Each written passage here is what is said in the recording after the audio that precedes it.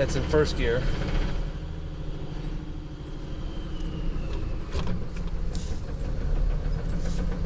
Second gear, it's a little bit louder.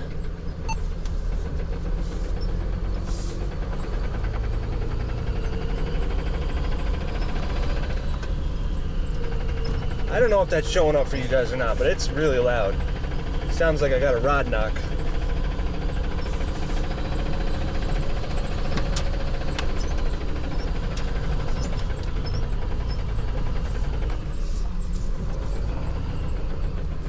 So, third gear, it's just a little bit even louder than this.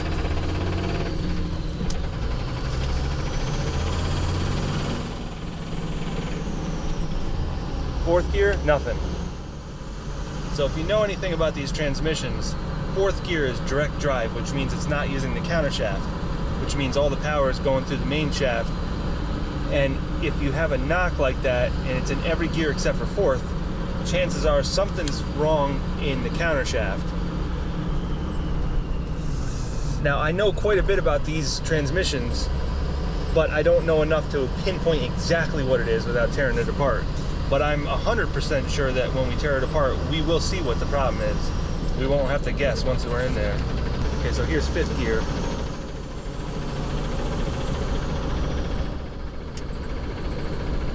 It sounds pretty bad, and it's gotten progressively worse as I keep driving it. I probably shouldn't be driving it much more.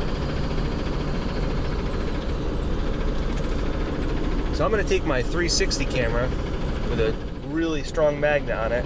We're going to magnet this to the frame, and you guys are going to listen to it from underneath the truck.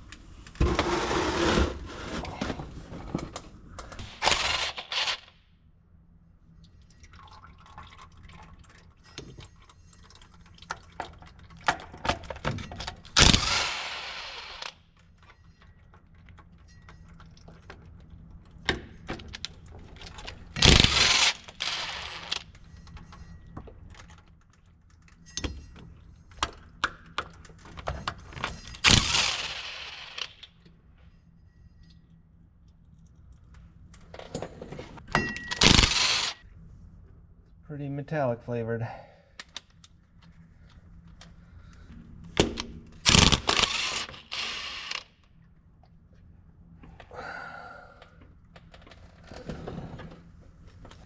It's been so long since I worked on one of these NV4500s that I forgot that the PTO cover bolts act as the drain bolt. I built one of these NV4500s about 13, 14 years ago. I got one that was wrecked from a Chevy and converted it to a Dodge. Rebuilt the whole thing while I was in there. I remember bits and pieces of it, but like I said, it's been 13, 14 years or so.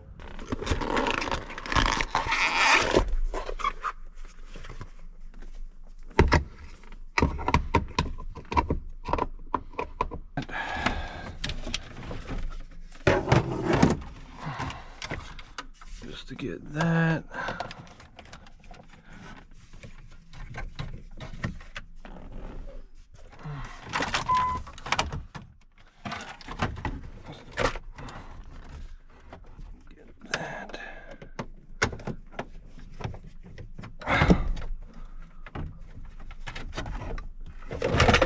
That comes out of there. Put that back for now.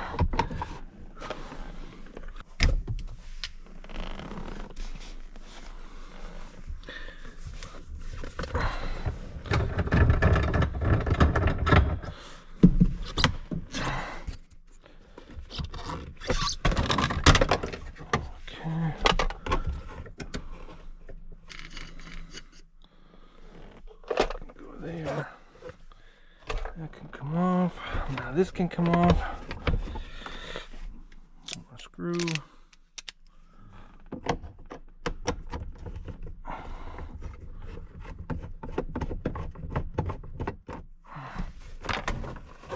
Okay. That can get out of there.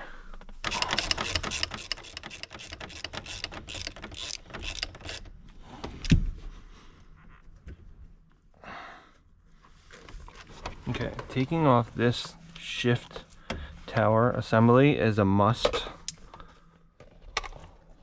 do.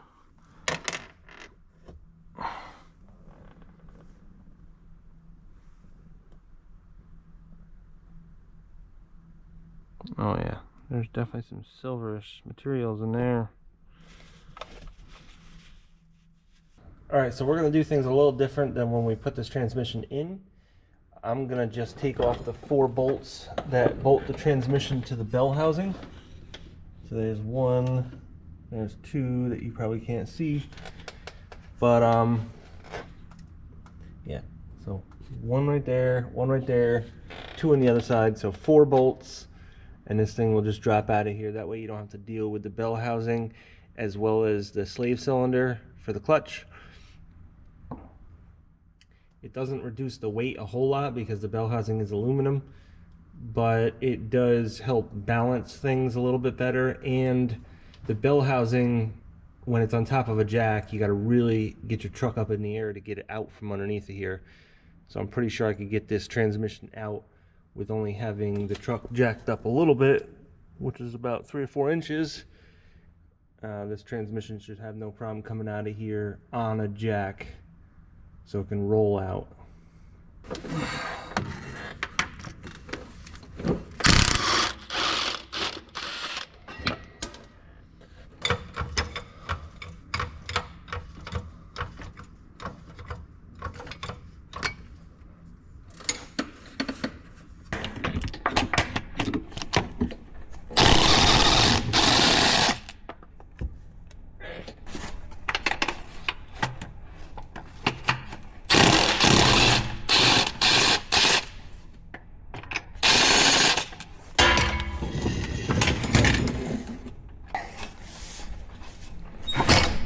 Yep.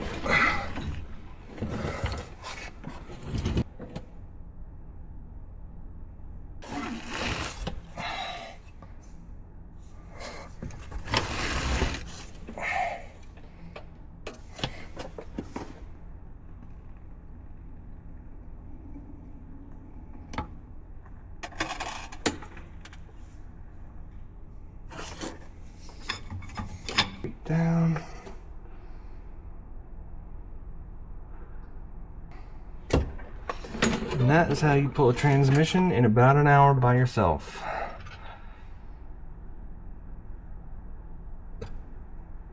Although I don't think it's going to clear the frame.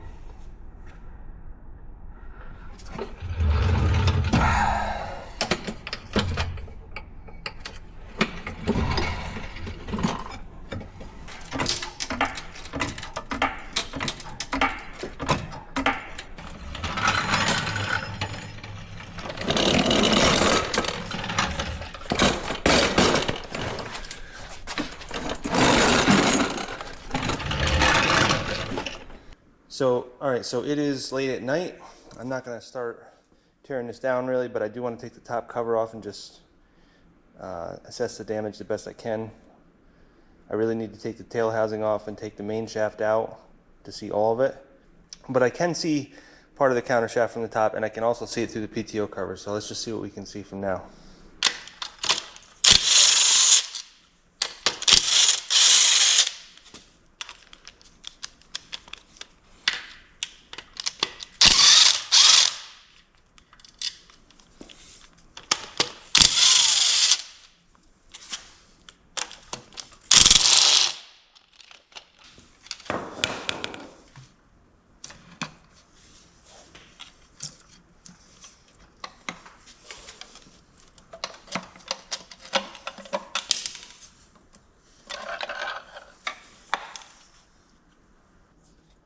So I should have been a little bit more careful when I was taking off the cover not to get dust in here, but I'm rebuilding this thing, so it really doesn't matter. Alright, so let's just look at what we got here. So that's all dust. I don't know if you can see that, but that's not a problem.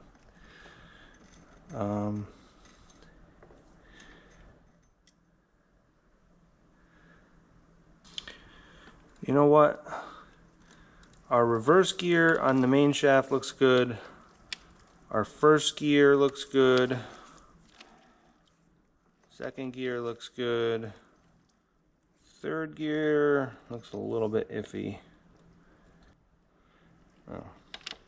There's really no point in even trying to show you guys because you can't really see that well. But I'm gonna pull everything apart and then you'll see. I also need a new case because we have a crack going right down here, and I tried to JB weld it, but it still leaked a little bit. It was leaking a lot, so I already knew I needed to take this transmission out pretty much in the first 10 miles that I drove it, because I had this leak here. Wasn't too happy about that, but I put some JB weld on it. It slowed it down a lot to the point where I could drive it for a little while. But then something else happened. I don't know what would cause that, but I need to clean off my bench. We'll put this up there, pull out the main shaft, and then we'll inspect to see what exactly we need.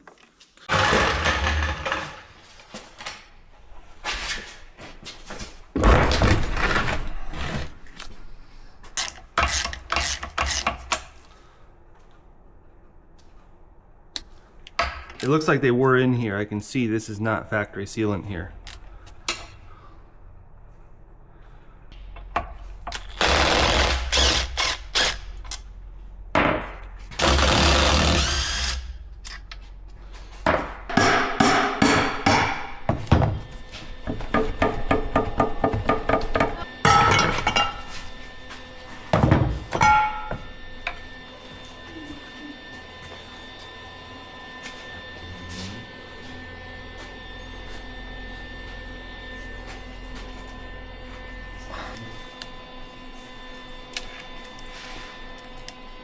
Okay, so they did put an upgraded 5th gear nut. I don't know if they put an updated main shaft though. That's what I'm really trying to figure out right now. Because if they didn't, then I definitely want to get one.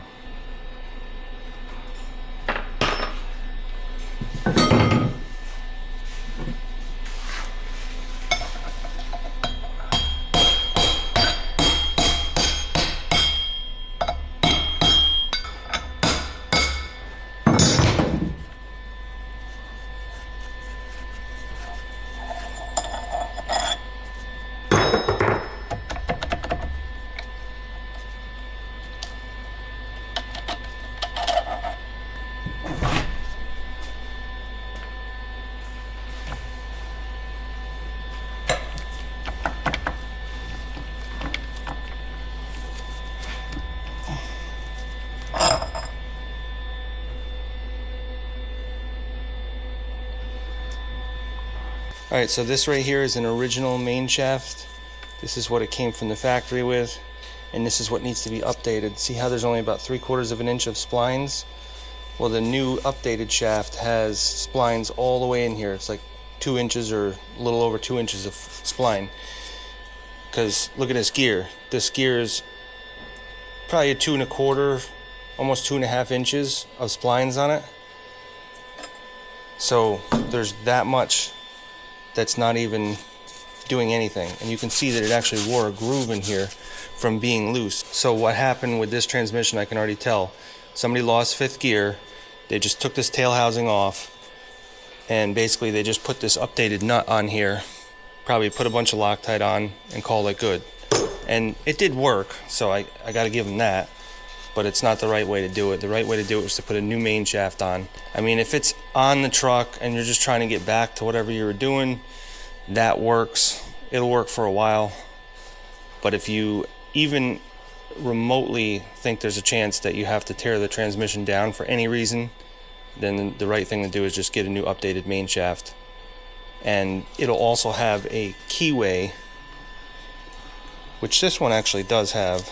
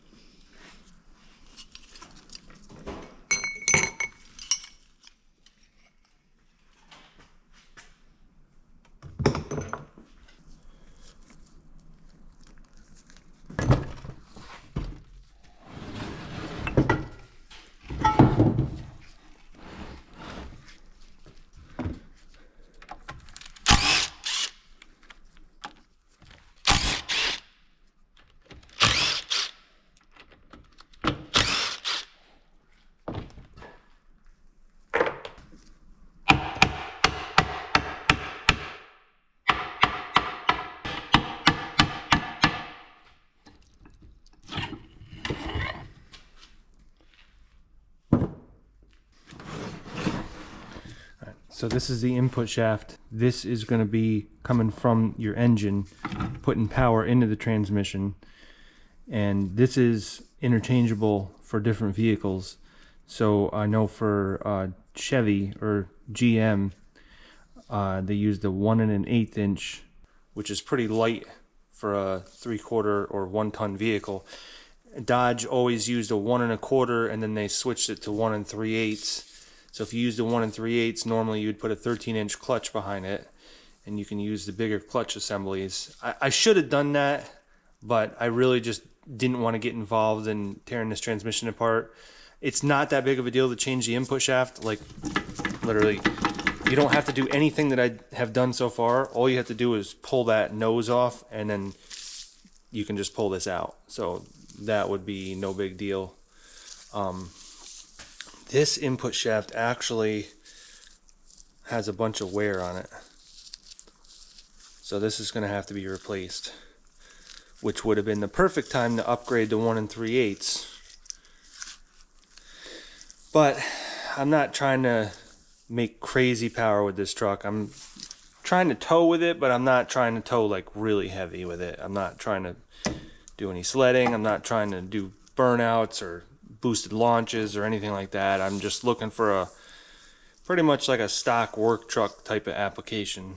So we'll just replace this with another 1 1/4, and that'll be that. But I don't know if you can see. I'm gonna pull out my other camera, which has like a magnifying glass thing on it, and I'll show you some of the wear on some of these items. But for right now, I need to quickly get this torn down because I need to order parts. So I'm just trying to really just rush through this. I just want to take this main shaft out. Once I do that, I can get a lot better of an idea of what's going on with the rest of everything, like the counter shaft. Even this bearing shows some wear in it. I can actually feel, even with gloves on, I can feel the groove in there. So if I remember right, at this point, I think if I flip this, be able to kind of tilt this, take some of these rings out, synchronizers, and I think I should be able to just get this out a lot easier once I do that. Yeah, there we go. Okay. I don't know. I could have swore that was pressed in there, though. Well, maybe not. There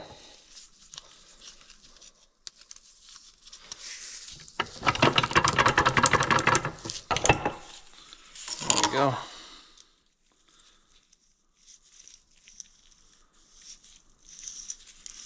A little bit of crunchies in there.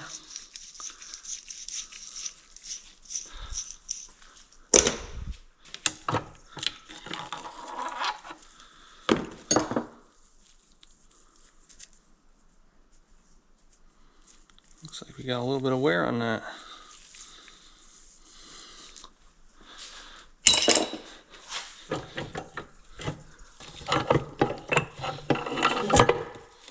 Okay. There we go.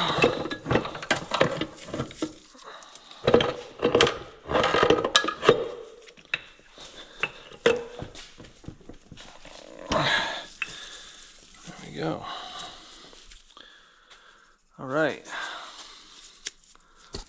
Now, what have we got here?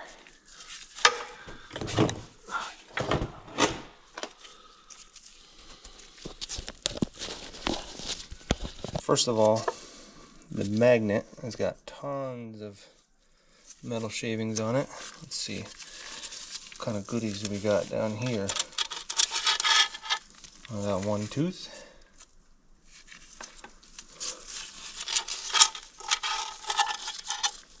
2 teeth.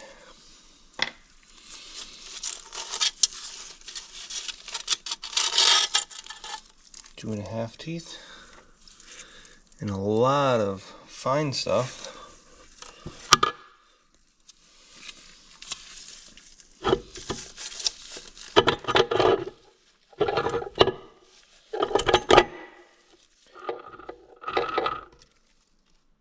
That came from right there.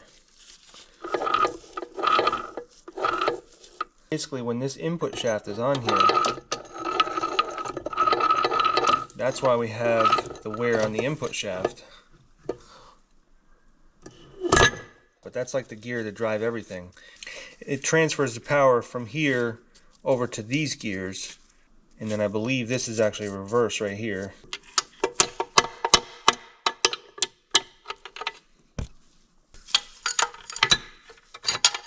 So that drops down that idler. Pop that right out of there. Got to take this bearing out to remove this counter shaft, but you know what? I don't really see a point in doing that because I got to get a whole new counter shaft anyways. So there's really nothing in there that I need right now other than the shift fork. That's about it. I'm going to pick up another case in a couple days for $200 with everything except for the main shaft and the top cover, because I asked the guy if the counter shaft was still good, and he said it was still good as far as he could see. So basically at that point I just need to order some brass and some seals and bearings, and that should be it. So I'm driving to Pennsylvania to get a new case, and you can actually see the crack now. See that? Right there?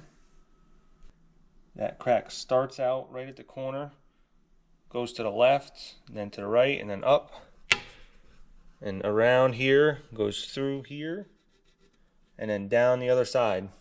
And you can see that I put some JB Weld on there, and it did hold up, but it actually started leaking like right here. Very small amounts of fluid. Nothing like it was before I put the JB Weld on there. Before I put the JB Weld on there, it was like I was gonna lose like a quart a day. But after I put the JB Weld on there, it was a couple drips here and there. Not a huge deal. Also, this transmission was leaking out of the front. I'm assuming the front seal here, unless there was another crack here. And also, it was leaking out of the rear too. And I know it wasn't the transfer case, first of all, because I could smell the fluid. I can smell ATF plus 4 from a mile away, and that's what's in the transfer case. This is more like a gear oil smell, and it was definitely that. It wasn't the ATF plus 4. Plus, it wasn't red, which would be the ATF plus 4. So it wasn't the transfer case. I put a new seal on the transfer case on the front and back of the transfer case, so I definitely know it wasn't that. So it was leaking between the transmission and transfer case. So overall, this thing just needed a rebuild, like, regardless. But here's the dilemma I'm always in doing this kind of stuff. You could say, oh, you should have just done it while you had it out. Well, listen, I never had this transmission in the truck before. So yeah, I could rebuild the whole thing and take a chance on not needing to rebuild anything. Or I could just rebuild the whole thing regardless as preventative measure. But I'm not really a big fan of that. The thing that gets me stuck is I want to put it in the truck and figure out what's wrong with it. Does it need second gear synchros? Does it have a knock, which means a broken tooth? Does it not shift right? Are the fork slides worn out? You know, there's all different kinds of things that it could be doing. I want to see what it does and hear it before I embark on a rebuild. So if I had this in another truck and I had already known what it was doing, and I could say, oh, you know, it needs third gear synchros, all right, let's go ahead and tear it apart while it's out before I even put it in the truck. But without ever testing this transmission, just taking the guy's word that it worked, I just didn't know. And I didn't want to do a whole rebuild for nothing if it really didn't need it. Now, if it was a case where I could rebuild this whole thing with much better parts and have it hold up to much higher horsepower like you can do with an automatic transmission, I probably would have just done that from the beginning. But you're replacing parts with the same exact parts. So it's not like I'm upgrading anything. So there's no advantage to rebuilding a transmission if it doesn't need to be rebuilt. Whereas if you're doing like an automatic transmission, you can start putting all kinds of nice fancy parts in there to really upgrade it to have a lot more horsepower and torque ratings. And since you're already in there, you might as well just pay a little bit more and do that. But this isn't like that. You can't buy parts for this that are better than they are stock. The only thing you can do is kind of refresh everything and renew everything. You can upgrade the input shaft, but the only time that actually matters is if you were to actually snap the input shaft, which does happen, but not very often. So to me, upgrading to the 1 3/8, you know, I should have done it. And if I had been rebuilding this before I put it in the truck, then I would have went with a bigger input shaft. I would have went with a bigger clutch and a bigger flywheel. But we're kind of working backwards here. So at this point, I'm just going to work with the 12 1/4 clutch instead of the 13. It's not that much difference in it. The gears inside are still the gears inside. The gears on the input shaft are still the gears on the input shaft. That doesn't change. And that's what's bad on this input shaft is the gears. I didn't snap the shaft. And also the drive gear on here is what broke. And none of that changes if you upgrade to 1 3/8. So I am happy to get a new case. That is definitely something that I knew I needed to do really soon because I don't like the JB Weld, especially driving 100 miles away from home. I'm not a fan of that, but I did it just to kind of get by for now because I got things going on that I need the truck for. But I actually just use the truck for what I need it for, and now I can lay it up for a week and I don't need to rush this whole thing. So I'm gonna get some parts ordered right now. I'm gonna go to Pennsylvania and get a new case and the countershaft and whatever else I can get. I don't think I'll need anything else, but I do need a new main shaft, and of course the transmission that I'm getting in Pennsylvania doesn't have the main shaft, and even if it did, it probably wouldn't be the upgraded main shaft with the longer splines on it. So we'll just get that ordered with the new fifth gear nut, the new fifth gear nut fix, and new brass, new bearings, and new seals.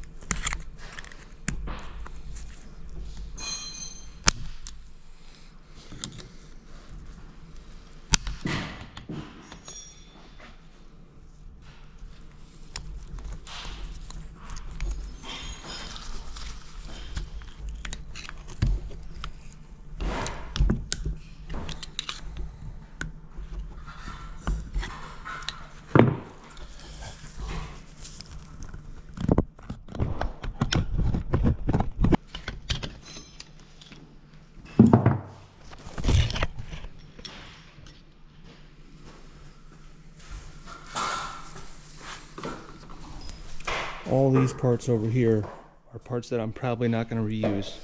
Bearings, input shaft, gear, shims I will probably reuse, but I got new ones. Snap rings, I got a small parts kit, so I should also have these struts as well. Springs, bearings, races. That should be all stuff that I'm not using.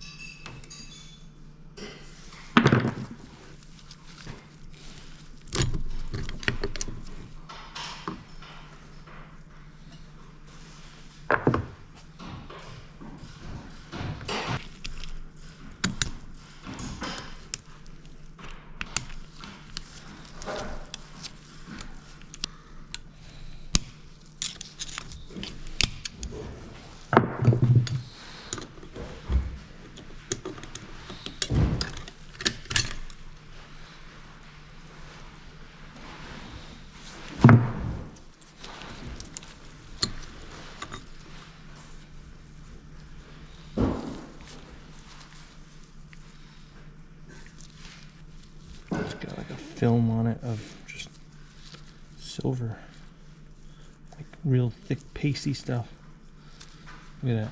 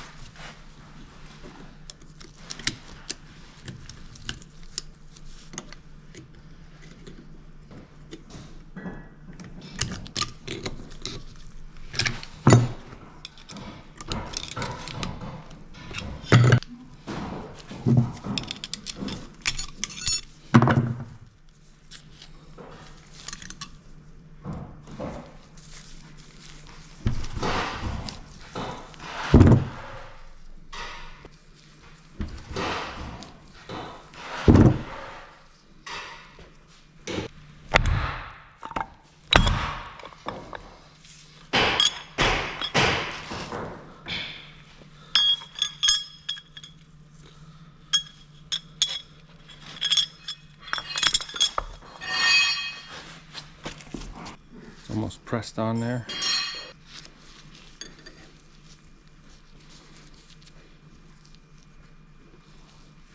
There's still some clutch material left on that. Teeth are okay.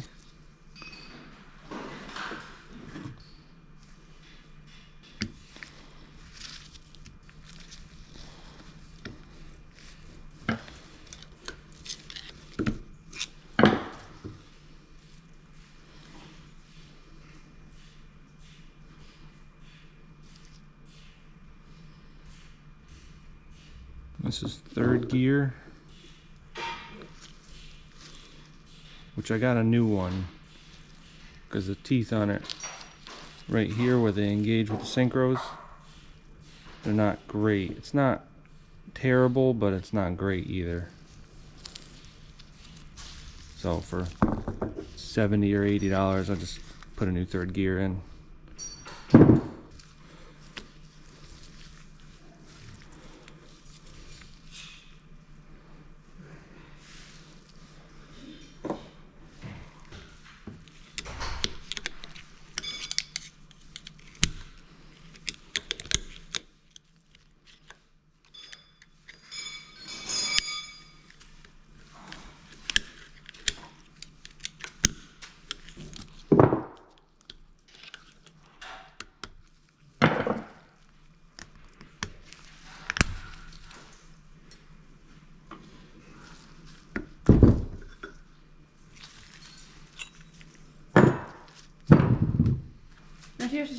Oh, never mind. Alright, so that's the main shaft disassembled. So now I'm gonna go tomorrow get a new updated main shaft. There's nothing really wrong with this one, it's just not splined all the way here. The new ones are always splined from here to here instead of just that little bit there. So I'm gonna get a small parts kit, bearing kit, seal kit, new input shaft, just because the teeth are a little bit chewed up on this. It's probably fine, but it's not worth putting back in there. Also, I got new thrust washers because these have a little bit of wear that you can catch with your fingernail, so I don't want to put those back in because you can mess up your end play like that. So we got lots of bearings here. These bearings are split, but that's fine. That's the way that most of them come in anyways. So we got lots and lots of bearings. These bearings. Got more thrust washers. This is just a 5th gear washer here.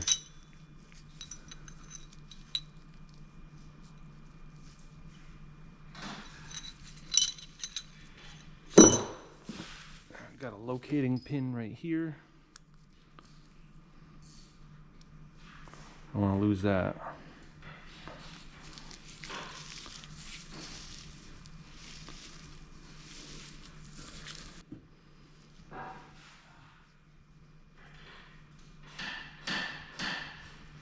This is the reverse idler, that's fine. But yeah, second and third gear, not looking too hot. The gear part of it's fine, but the teeth to engage in the synchros is pretty worn out. Let's see how well you guys can see this.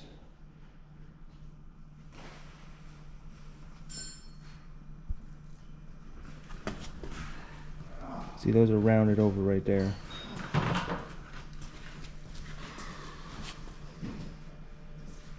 That's third gear. This is second gear. Second gear isn't near as bad. Probably really don't need to replace it. But, you know, if it's even questionable, it's the time to do it now. That way you have a brand new transmission when you're done. Because the teeth here aren't rounded over, but they got like little tiny chunks on the end missing. Like, see that one right there? I don't know if you can see that. Let's see. You can see like little triangular spots on the end of those teeth that are missing.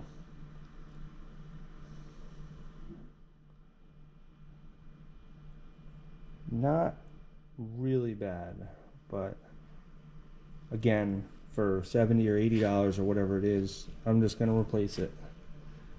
Now second gear here, that's pretty bad. That's rounded over. And you know what? Going from first to second gear, sometimes I did notice that it was grinding quite a bit. So that's 100%, that's the problem. And there was a few times when I used first gear and you really had to let it rev down a lot to catch second gear. And I was blaming it on the truck not being programmed, because it's programmed for an automatic right now, so it doesn't rev down fast enough. It kind of hangs up the engine. So I was blaming it on that, but now I can see it's not just that. So really there's just nothing else we can do right now. I've done everything that I can do besides, I guess, clean up whatever I'm gonna reuse. That's the only thing I could do now. We've already cleaned the tail housing. Just needing some parts and a new case, and then we can start assembling this back together.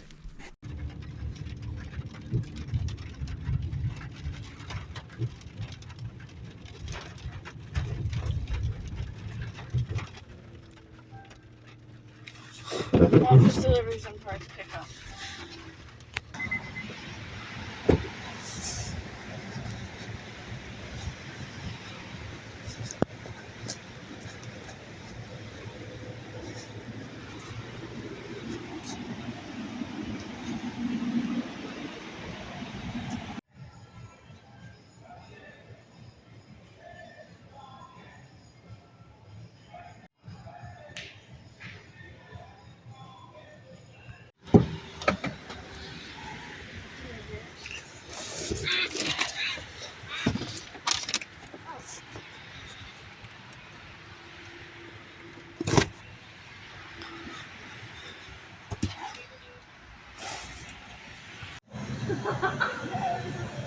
Just let yourself fall, Noah.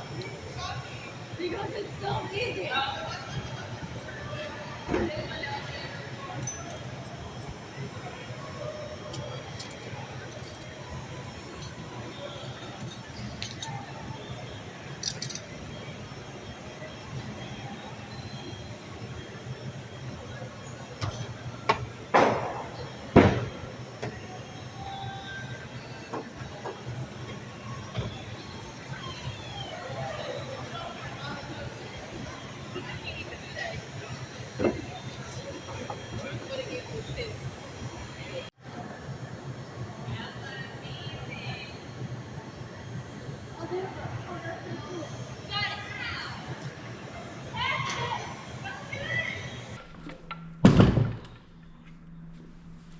So I inspected this transmission case for any cracks the best I could.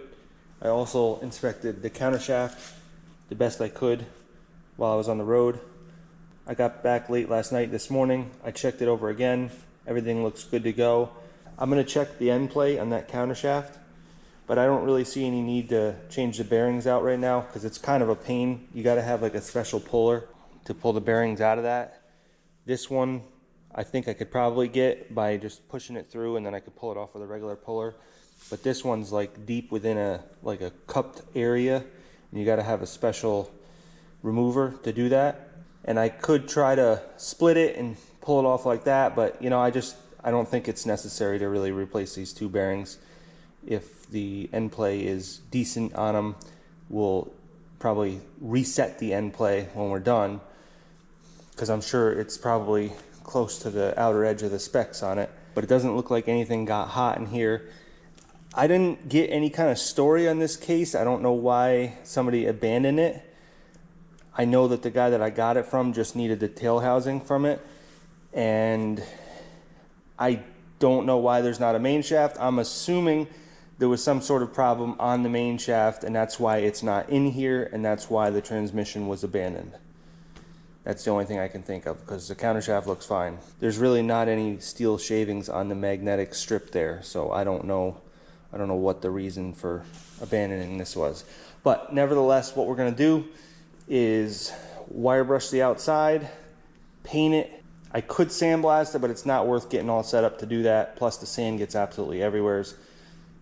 And if I do sandblast it, I would definitely have to pull that countershaft to get all the sand out.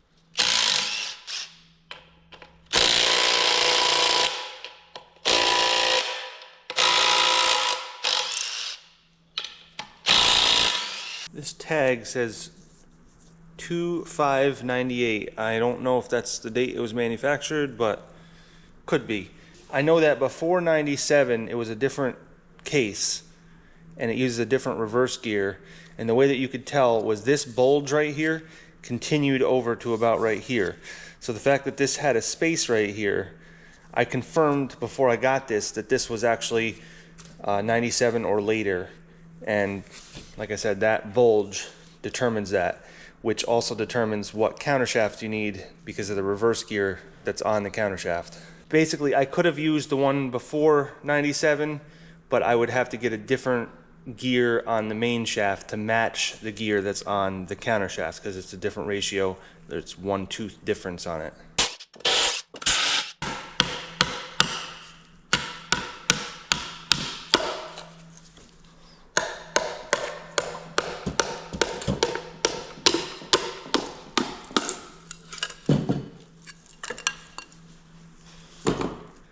See, there's barely anything on that magnet at all. That's a good sign.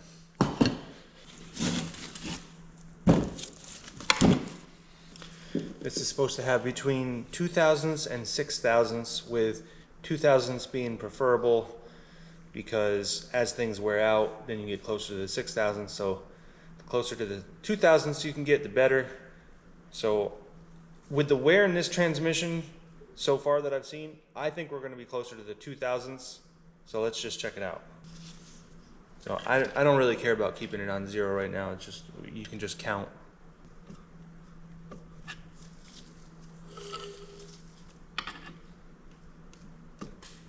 Yeah, that's 2000s right there. See that?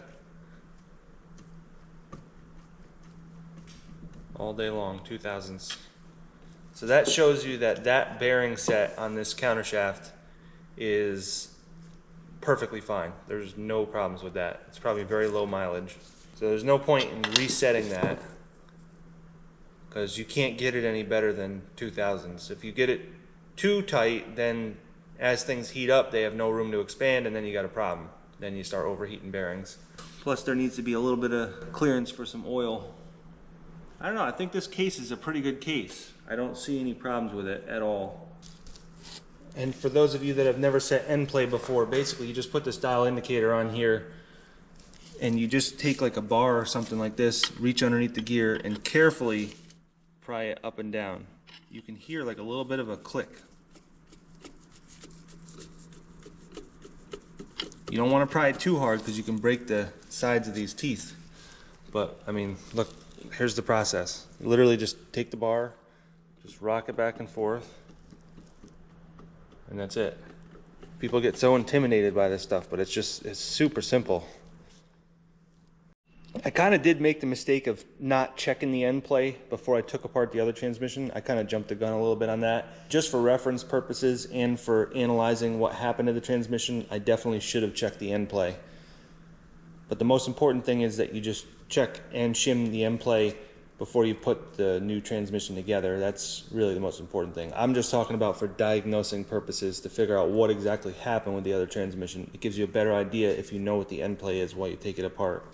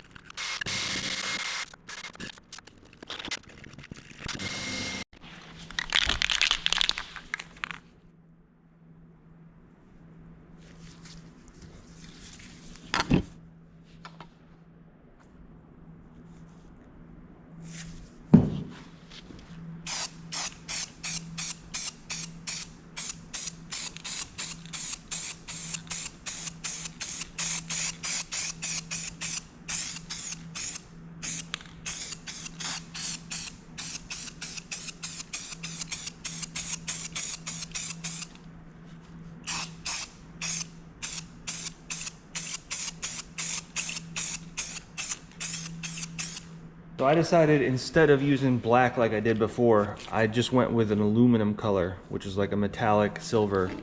So it would look a lot better, first of all, and second of all, I think it would be easier to detect any leaks. I think any color but black would work for that. I was gonna paint it like some obnoxious fluorescent color, and I'm still kind of thinking about that, but I don't know, I think this is probably the best bet.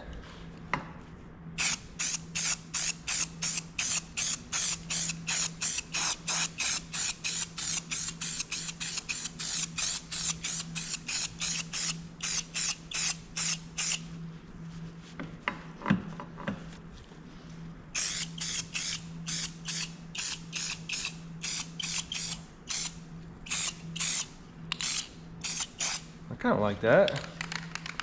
Looks nice and clean. Looks like just bare aluminum.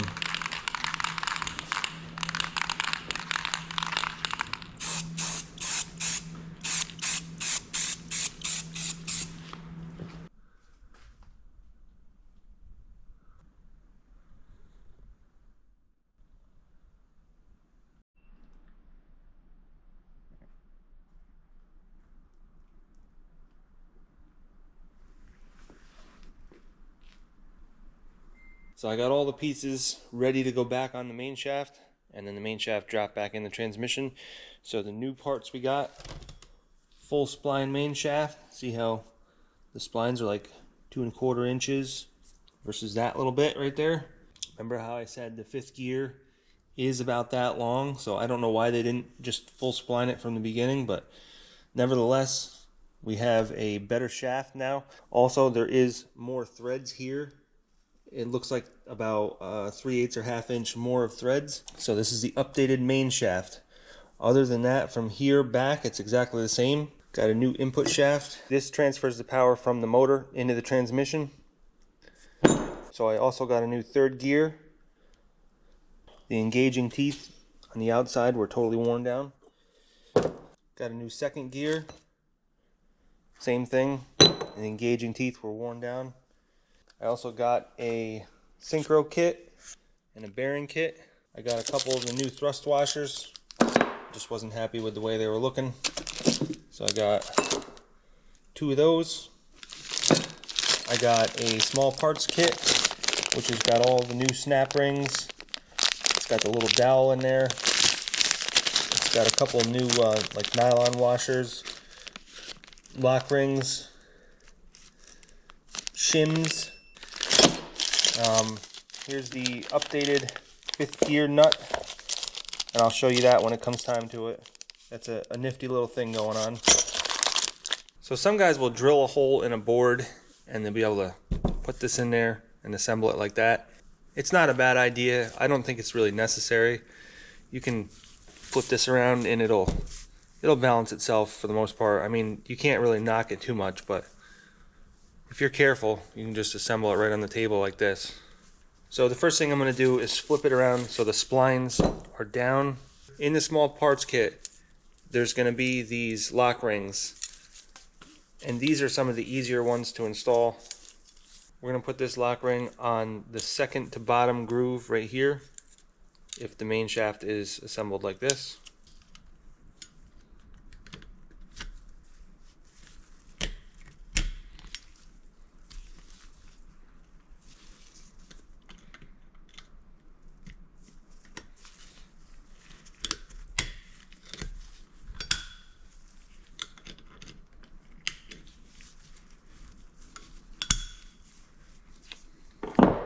So then you're going to put your first and second gear hub on, and I've already got this assembled.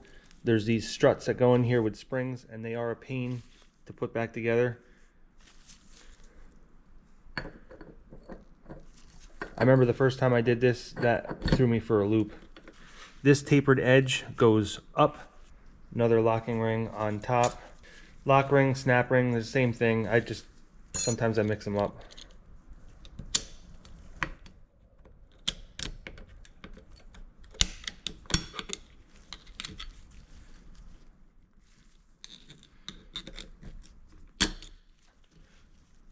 Just make sure it's firmly seated in there. Now we're going to open up our synchronizers package. And these need to be pre-soaked.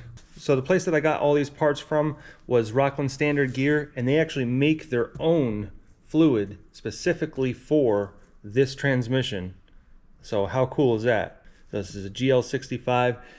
They make a couple different other fluids. Redline MT85 is one you can use, but this company made this specifically for this transmission, so let's just go ahead and use this. We'll just take a small amount, put it in a bowl, let these soak.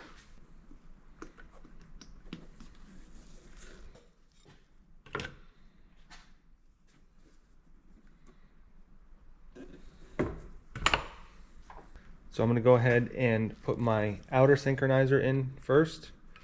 You'll see the little locking tabs here. They go right into there. This one has the friction material on it that's soaked. Put that in next.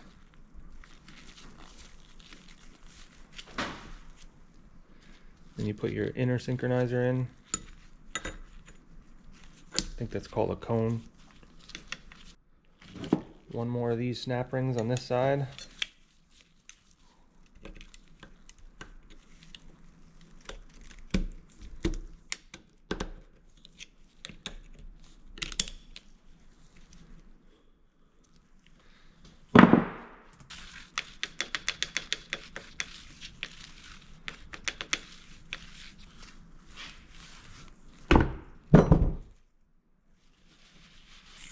And almost every part that you put back on, you want to put a little fluid on it.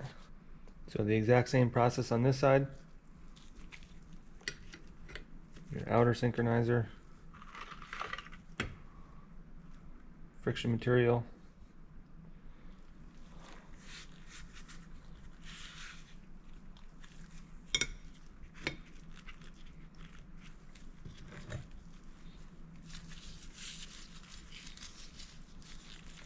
and your inner,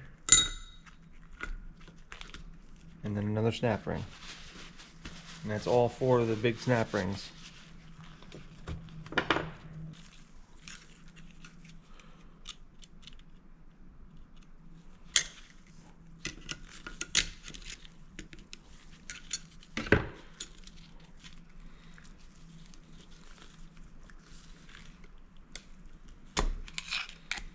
So now the next thing on here is the needle bearing, and most guys will use engine assembly lube, which is really sticky and tacky stuff. Just really get that onto there.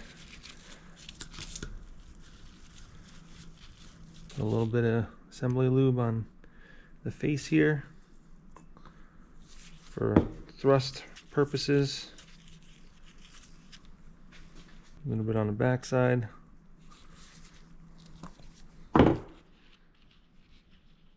This side has the synchro engaging teeth. Put that down right over that bearing.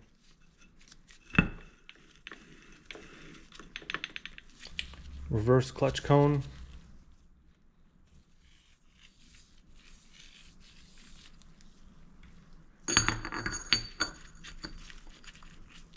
And this is the snap ring that gives everybody trouble. This is kind of annoying, this one. So this snap ring pliers set doesn't quite open enough. You need ones that have a longer handle so that they open more here.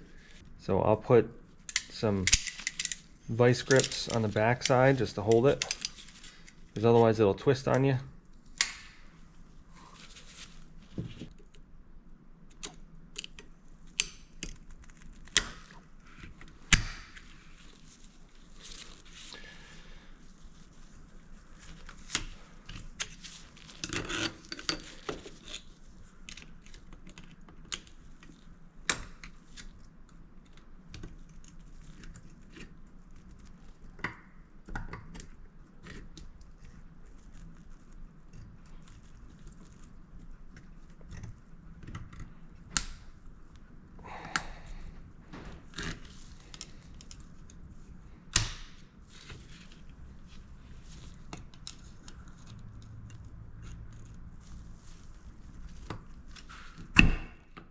Okay, there's half the battle.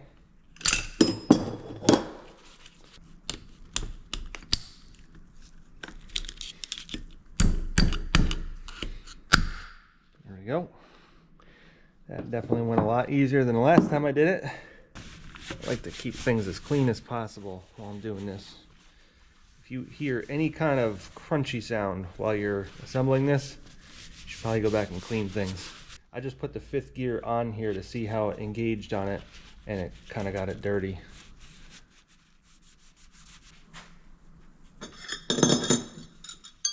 So out of the 4 synchronizers there is left, you're going to use the 2 small ones here.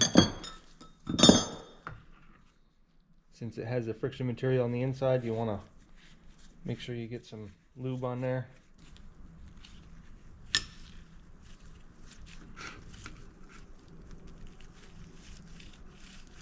And the more you push down on this, it's got a tapered surface, so the more resistance it's going to have. And that's kind of what helps you get into the gear with the synchros, is it has like a clutch material where it kind of like slows down and lets this engage. So then there's this little, I don't know, nylon or some sort of plastic material kind of washer. Put that right over top. So then you're going to put the next needle bearing set on here, the assembly lube.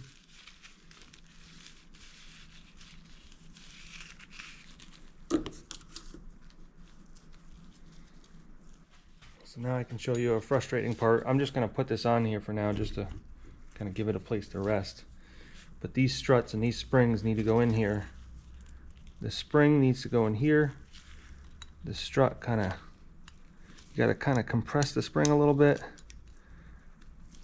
Put it like at a 45-degree angle and then push the strut in a little bit. Yeah, and see, that's what happens. Perfect example.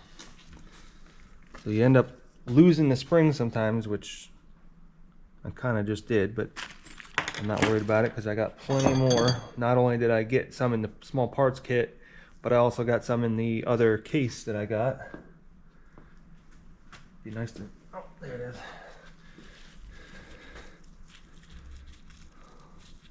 So it's a little bit more frustrating with gloves on. Probably one of the few times where you would be better off not wearing gloves, but I think I can make it work.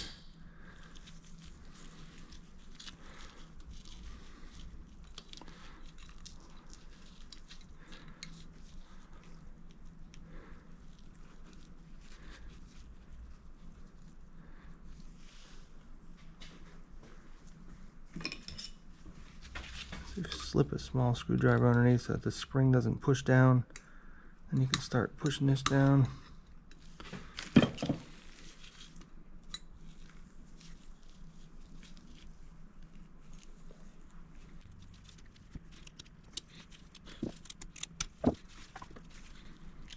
Man, it's amazing, like the stuff that I had a real hard time with years ago, not so hard anymore.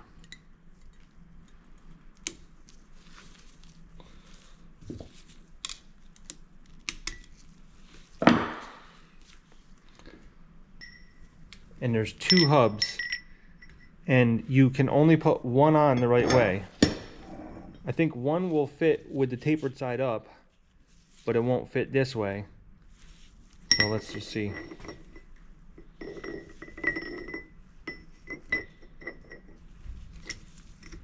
Yeah, so this one will fit with the flat side up, which is what you want. This one will only fit with the tapered side up. That's not what you want.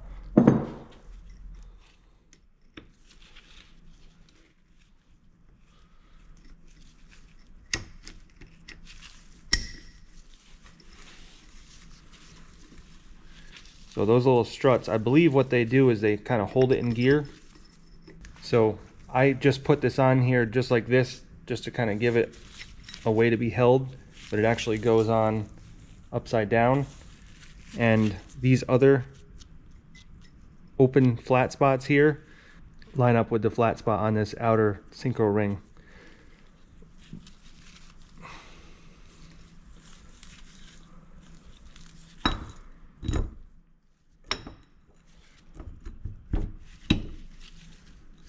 Give that a little spin until it drops down.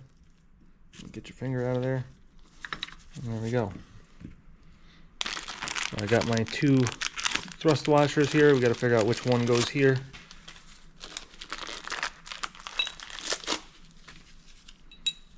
So the one that's got tapered edges is for reverse. We're going to pull apart the bearing kit. I'll look for the biggest one in here. I believe it's going to be this one right here.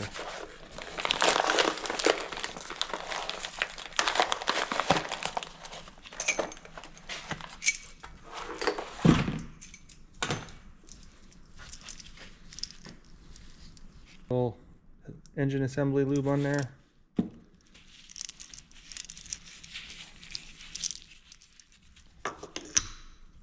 Now I gotta find a pipe that will fit over that. Okay, so I just found this. This is a 2-inch ID with a flare on it. This should work. It's gonna be real close to the length that I need because it's only got about 3/4 that I can drive it down, and that needs about 3/4, so it'll be real close. I might have to get another pipe and just drive it down just a little bit further.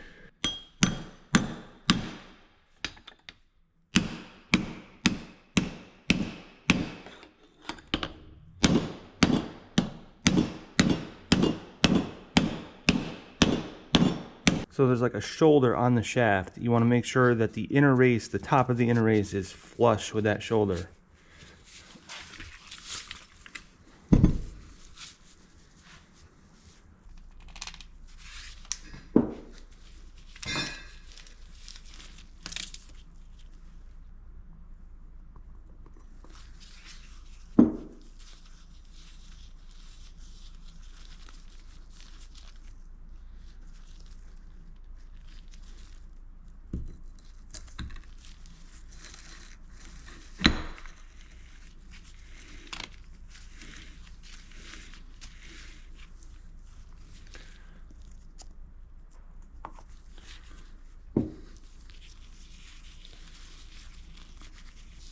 See that little tiny hole right there? That's the anti-rotation pin.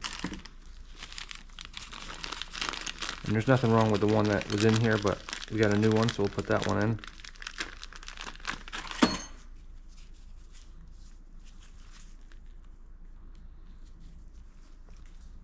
And next goes a thrust washer, and you can see it's got the little groove for the anti-rotation pin, and this one's got a little bit of wear in it. You can feel it with your fingernail even with the gloves on. This side's not so bad, but this side it's got some grooves on it. So it's probably not a big deal, but I just got a new one anyways. It's not that expensive.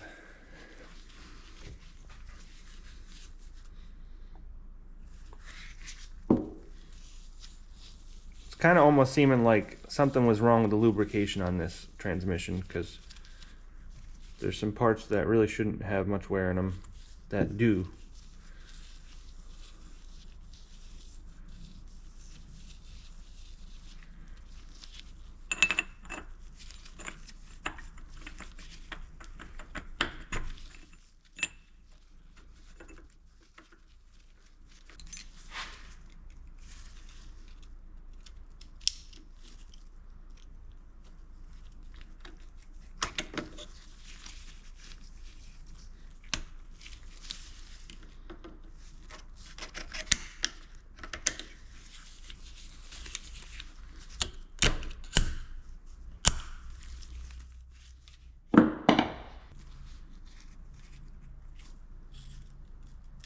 That is just so that the bearing on top, spinning, doesn't catch on the sharp edges of this snap ring.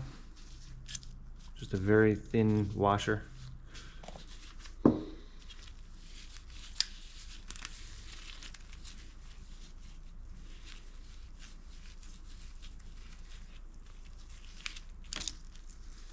Brand new third gear.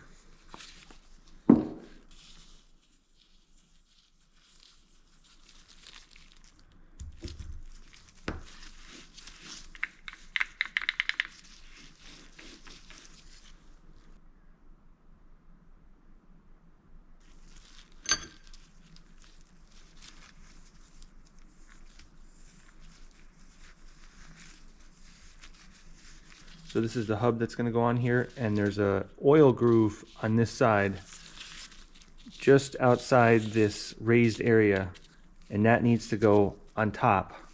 The flat side with no oil groove needs to go down, and then these square areas here need to hit the square area on the synchronizer and not this area, which is going to have the springs and struts.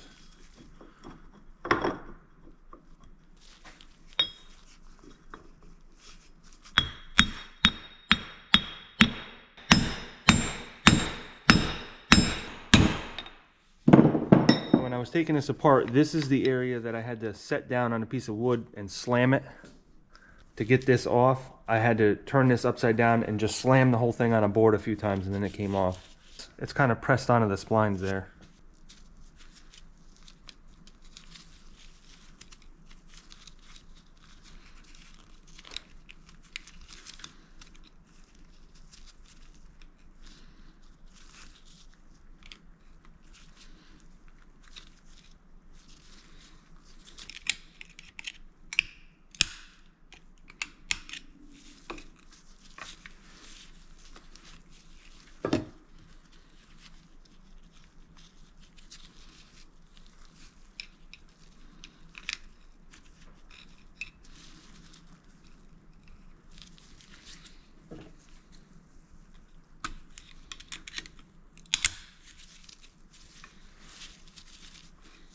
And there's so many different ways that you can put these springs and struts in.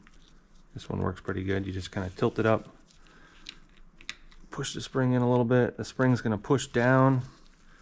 So you push it up as much as you can with your finger, and you pop that down, and then you just go around the back side and just sort of lift that spring up a little bit with a screwdriver.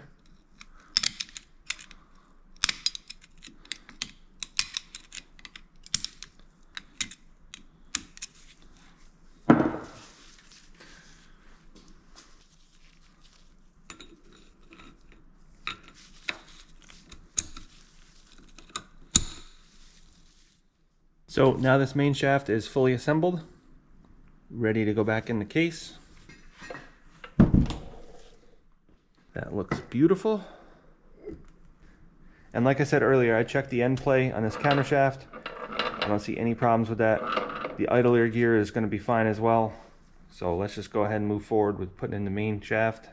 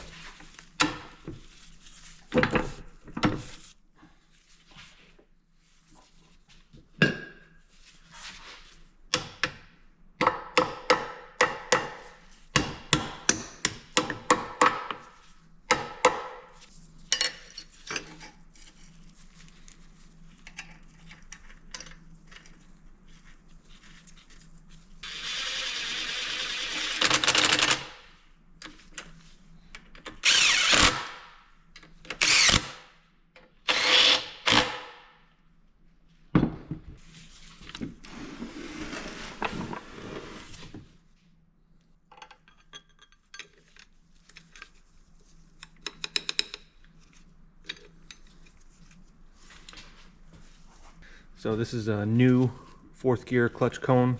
And actually, I don't think I really needed to replace it because the teeth on it are like weird looking.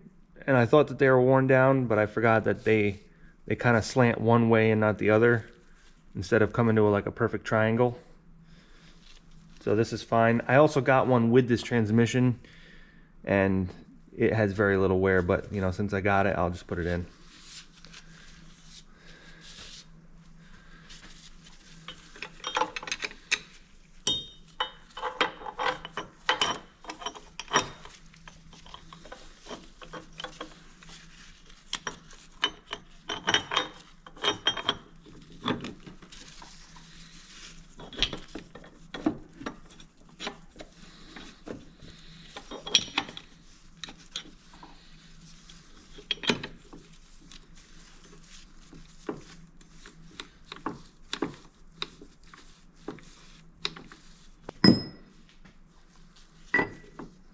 This is our new input shaft, 1 1/4.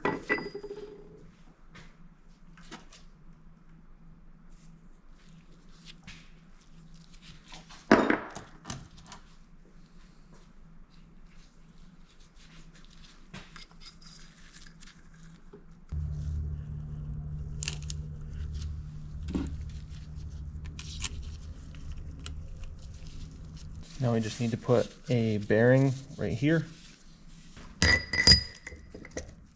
That's it.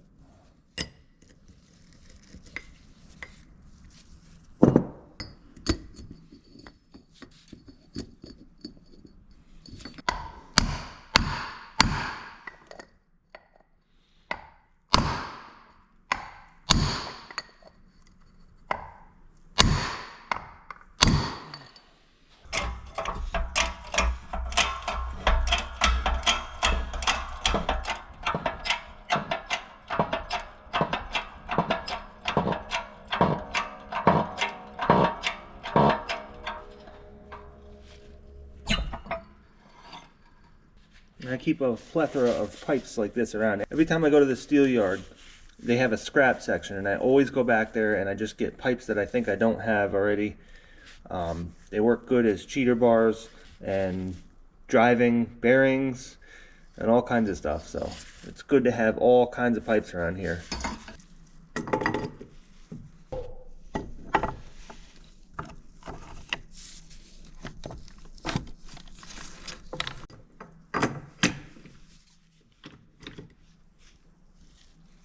Okay, on this input retainer, I want to replace the seal on the inside as well as the outer bearing race here.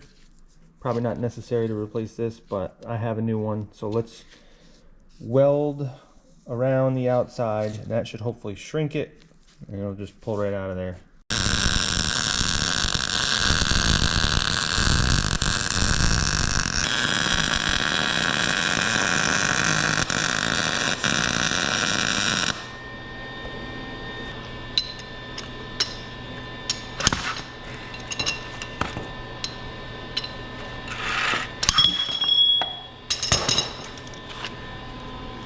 I thought I welded it enough, but maybe I didn't. But nevertheless, I got it out. It should have just fallen out, but now I gotta get this seal off right here, and that was leaking before, so it's definitely crucial that we get that.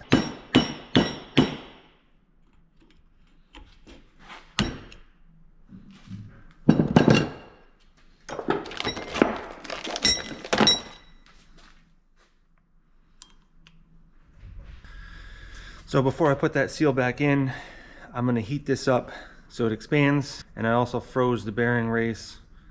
So with the two of them together, hopefully it should just drop in. If not, we'll press it in. Not a big deal.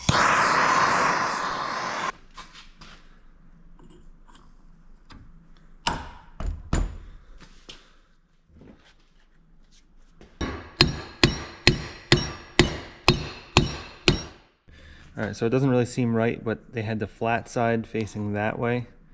But I guess being that the fluid is going to try to go out that way, it does make sense.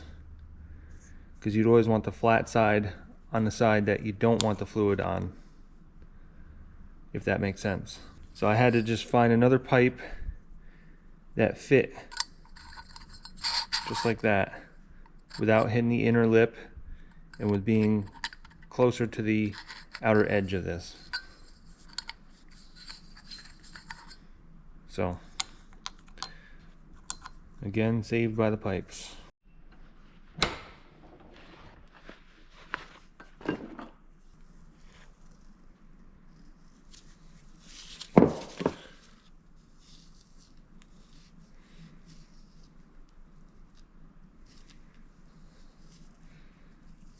Oil port on the top meets that little oil port on the case. I'm going to do orange thread locker. Probably not really necessary, but I'll do it anyways. This is the part of the transmission that you have to pull the transmission to get to, so rather not have to deal with that if I don't have to. The other side of the transmission, all you gotta do is remove the transfer case and you can get to that. That's where the 5th gear is.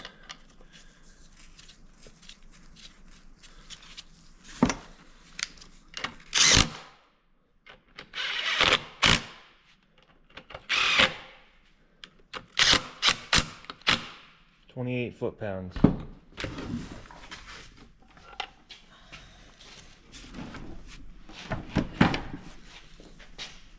Okay, so I didn't set any shims in here at all, so there's going to be a massive amount of end play on this, but that's okay.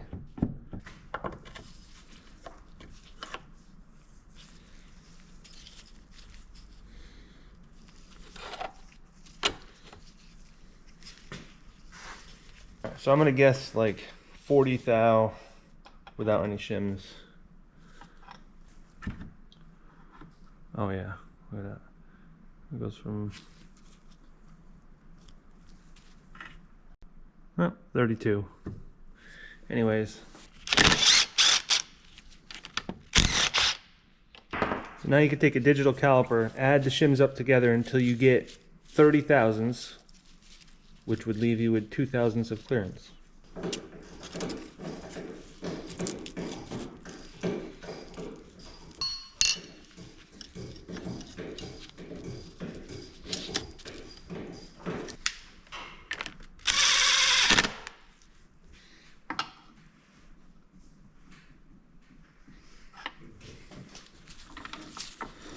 You want to make sure you definitely spin this thing enough times, because it will not give you an accurate reading if you don't do that.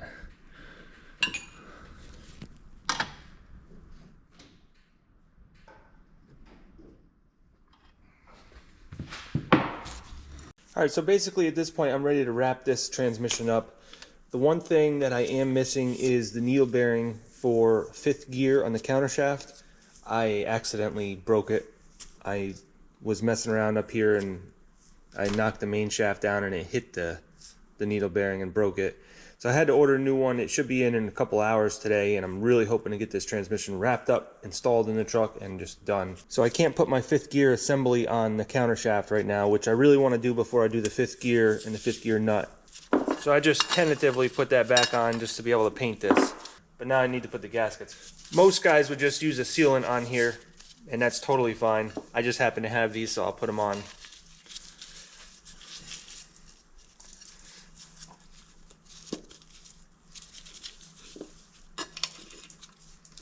And by the way, here's the broken needle bearing.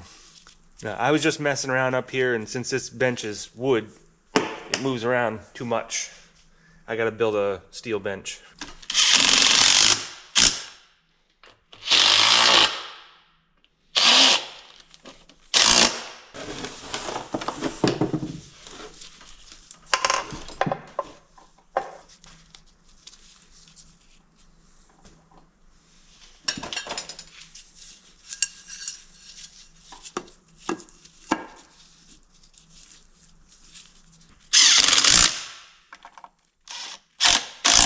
So before I put this shift fork assembly on here, it's a perfect time to show you guys how exactly this transmission works. So you're getting power coming from here, right? And this is your input shaft, and it's spinning the counter shaft right now. And everything should be freed up. See? So the first thing that happens in the transmission is going into first gear.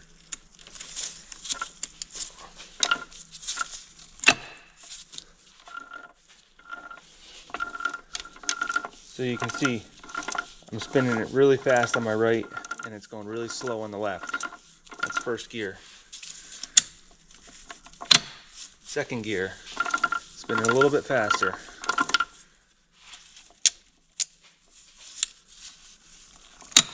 Third gear, almost a 1-to-1 ratio. Not quite though. Fourth gear, bypasses the countershaft and is just direct drive from here to here. So it's still spinning the countershaft, but it's not using it for anything. The power is being transferred right through. And then fifth gear we don't have on yet, so I can't show you that, but I can show you reverse, which is going to be going in to here.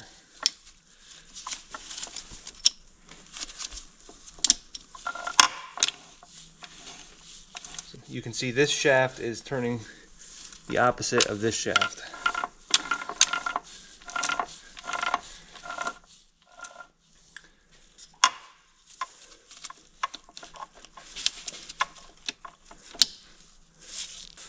So pretty interesting how it works. Not super complicated. This stuff goes a long ways, so I'll just put a little bit on, a little thin layer, spread it around with my fingers.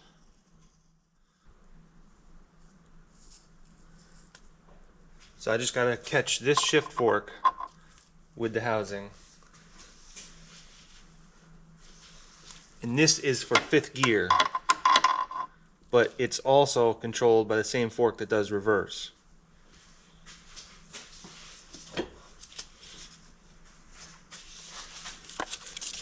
And there's this little tab that catches it right here.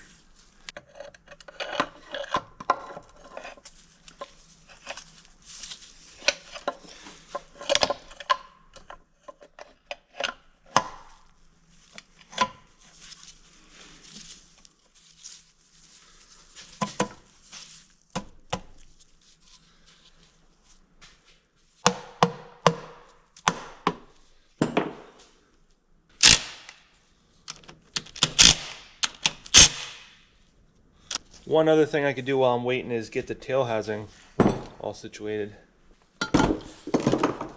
So I need to replace that seal. It was leaking.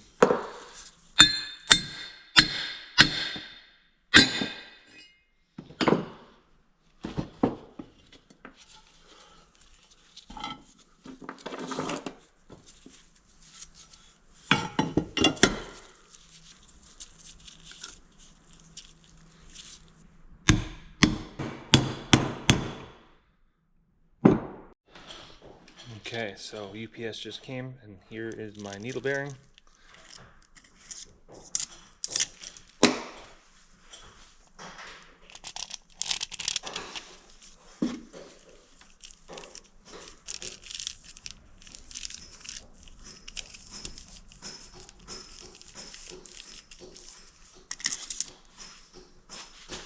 That was holding me up the whole time.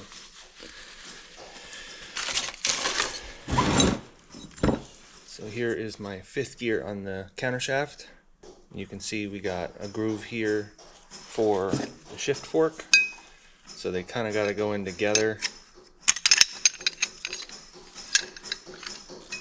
I'm just going to put a little bit of this stuff on here.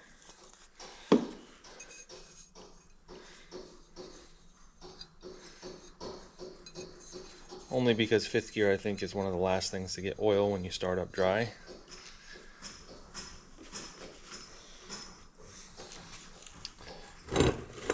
So basically these need to kind of go on together with the shift fork.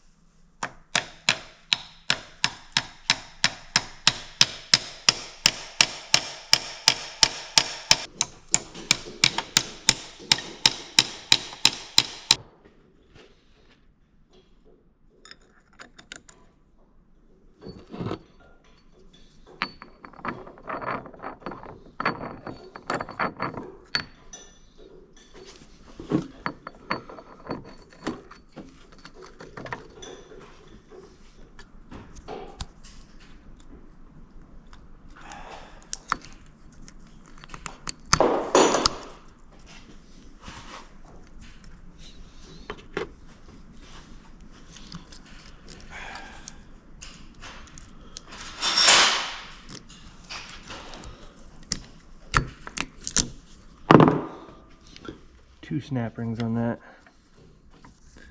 I think there is other companies that make a 1-piece snap ring on there, but actually I think there was one when I took it off, but this is a new one. So now for 5th gear, this is where everybody has problems. So like I said before, the other main shaft was only splined about 3/4 of an inch, so it was only splined right here. So this one is splined all the way back to the end of this 5th gear.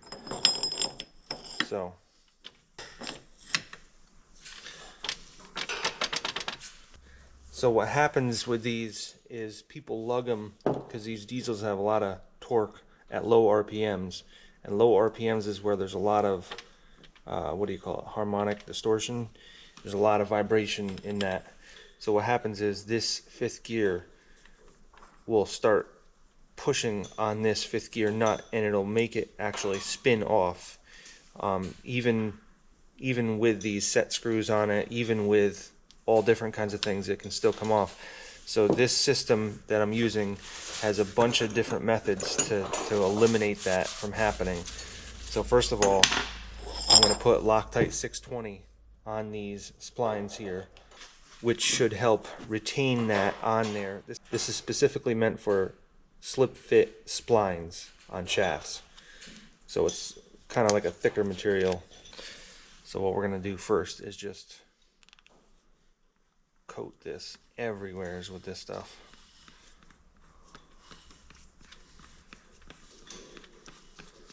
Just going to use a whole bunch of it.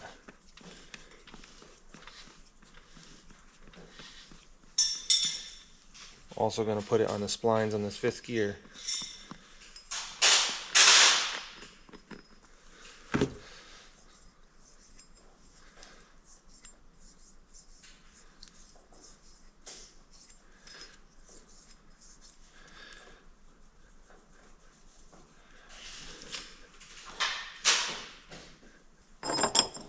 So then we're going to put this on here. We're going to kind of work it, and you can already feel it's got like some resistance in it, like gets more and more as it starts setting up.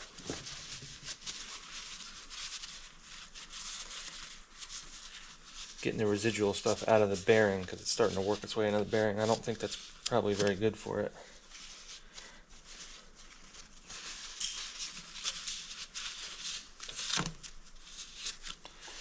Loctite 620.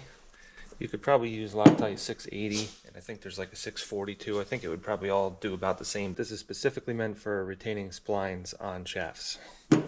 So the next thing they have in here to help, there's a little groove right here, right before the 5th gear, and they have a split washer that goes into that groove, so that as long as those washers are retained, it literally can't come out. So the way that they do that is they have another washer that goes over top of this split ring or split washer. And see, now that 5th gear is held captive in there with this setup. And so that's the second measure that you have of retaining that. Third measure is going to be a very stout spring washer. So the 4th countermeasure to this process is going to be this lock nut, which is also going to get red Loctite. I know this is blue, but it's actually red. So we'll put a little bit of that on the threads. Put a little bit of that inside the nut.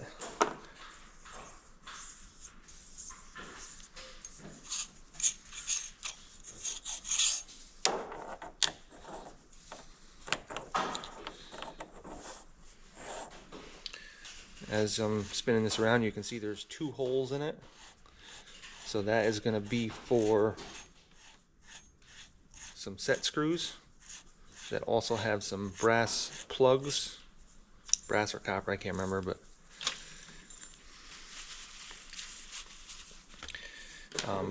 before I can even do anything with that, I need to tighten this up 250 foot-pounds. So I got this 5th gear nut tool. I guess this is really the only tool that you need that's kind of like specialized.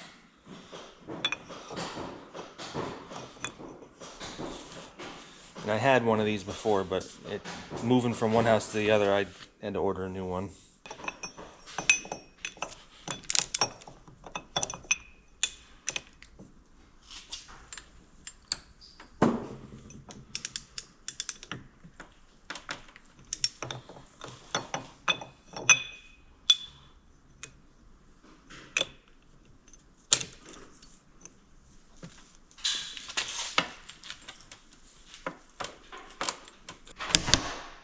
Alright, so remember how I put the top cover on because I was just trying to find things to do? So I had to take it back off so that you can lock it in 2 gears at once. That locks up the main shaft to the counter shaft, makes it so it can't spin. I could not figure out another way to not have this spin. And I thought that I could actually lock up 2 gears at once with the top cover on, but apparently you can't do that. So in order to do that, you just basically slide one of these over, slide that one over, and it locks everything in place. And I thought without the shifter on that I could do that, but it for some reason just doesn't allow you to do that. That lock nut is on there with 250 foot-pounds plus a little bit extra. I'd say 270, 280, maybe even a little bit more. So that's 1 measure, 2 measures, 3 measures, 4 measures. And then the 5th one is going to be putting these brass plugs in, which, let's get this back.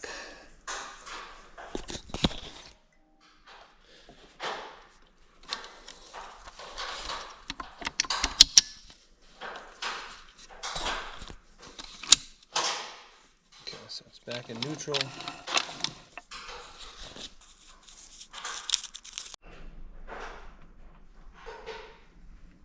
So put that on top.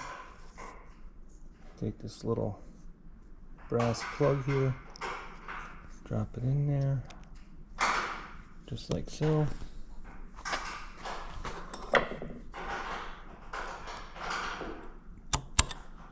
There we go. And that's just so you can tighten that set screw onto the threads without damaging the threads. So I'll put the little set screw in there. And actually, let's put a little bit of orange Loctite on that.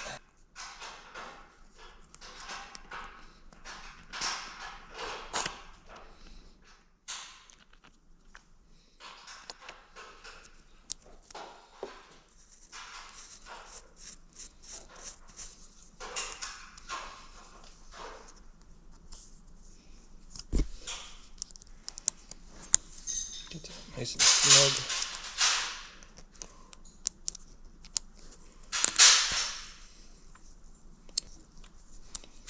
Okay, do it again on this one.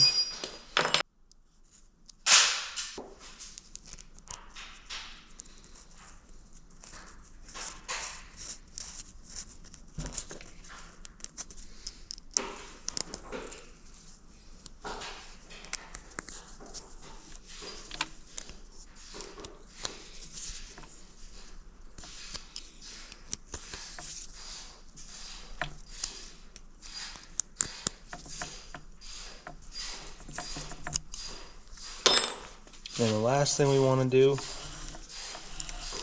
right where that little keyway is right there, I'm just going to pin that over.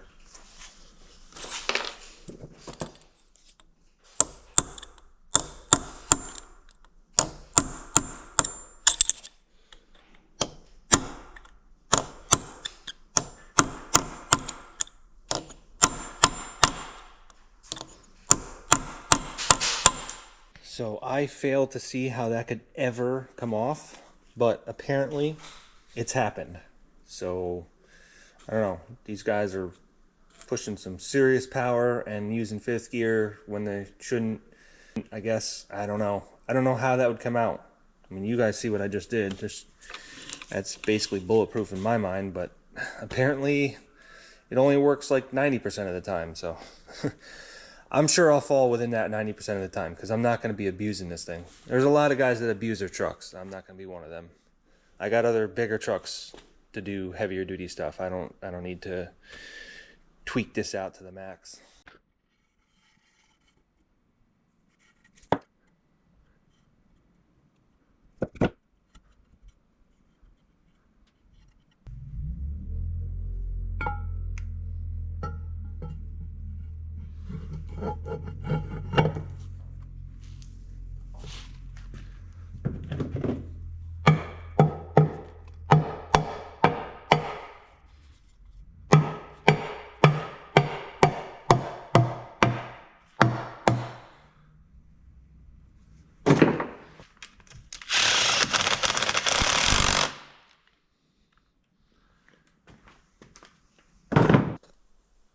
Now that is ready to go back in.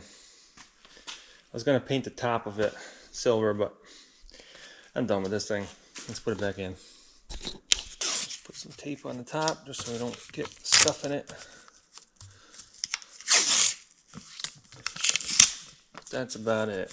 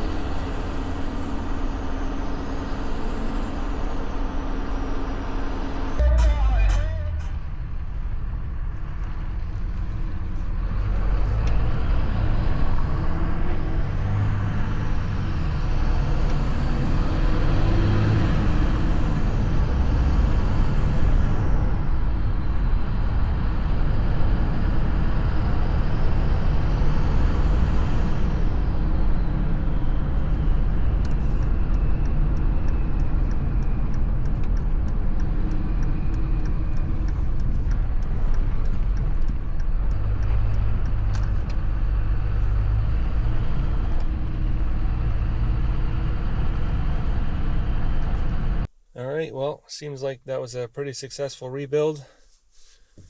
So everything works great.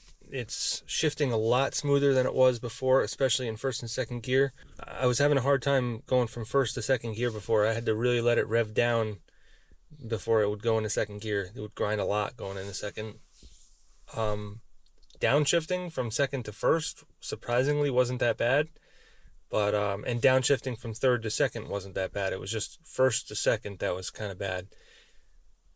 It would grind a lot. Sometimes you'd start out in first and you'd be like right in the middle of a light and it would grind quite a bit and you almost couldn't get it in second gear. So that was definitely caused by having the bad engaging teeth on the second gear.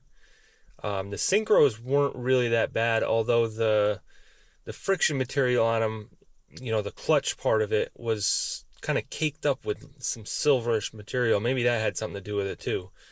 But that could just be cleaned off. I could have reused all those synchros. They weren't that bad. Honestly, if I was on a really low budget and I just had no money to spend, I would have reused those synchros. And I probably would have just bought second gear and some new bearings, and that would probably be it. The rest of the stuff I did probably wasn't necessary, but I was in there, so I wasn't going to not do it. And then the countershaft too. Obviously, the countershaft definitely needed to be replaced, and that was a one-piece countershaft. Sometimes they are multi-piece countershaft where you could just replace the drive gear on it, but not that one, so that had to be replaced. And then there was the case. The case had to be replaced because that had a crack in it. I probably could have had somebody TIG weld it, maybe even MIG weld it, but you know what, I would feel so much better, especially traveling long distances, if that case was just replaced. So that was something that needed to definitely be done, but I wasn't quite ready to do it yet. It was working the way it was. Wasn't happy about it, but it would have held up for a while, I'm sure. But apparently I've seen on forums online that a lot of people have had that same crack in that same spot. So I'm not sure what that's about. I'm pretty sure that crack was there when I got the transmission, but it was so small, unless you were looking for it and knew where it was, you wouldn't have seen it. I didn't see it. I even sandblasted it down and painted it, but I didn't see that. I guess I wasn't paying close enough attention, but nevertheless, it's all done now. So yeah, this truck has been working out really good though. I've put quite a few miles on it, and yeah, I love it. I love this truck, especially the boxes on the back. Those are really nice. I also put these fenders in here which need to be painted, and I also put this Trex decking on here with some PVC pieces to support it, so that will never rot away. And the problem I was having before was the wood was swelling up, so you couldn't get these sides out because they would swell up with the moisture. Well, that's not going to happen anymore because these aren't going to swell up at all. This is PVC.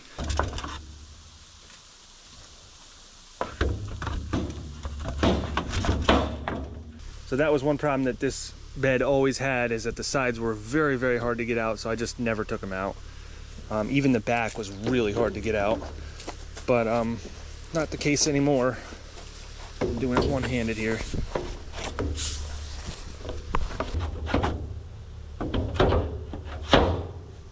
So I guess that's it for this video, guys. I'm over here on this job site. We're gonna get going on this again. So we got a lot of work ahead of us here. So that'll probably be in the next video. So I'll catch you guys on that one.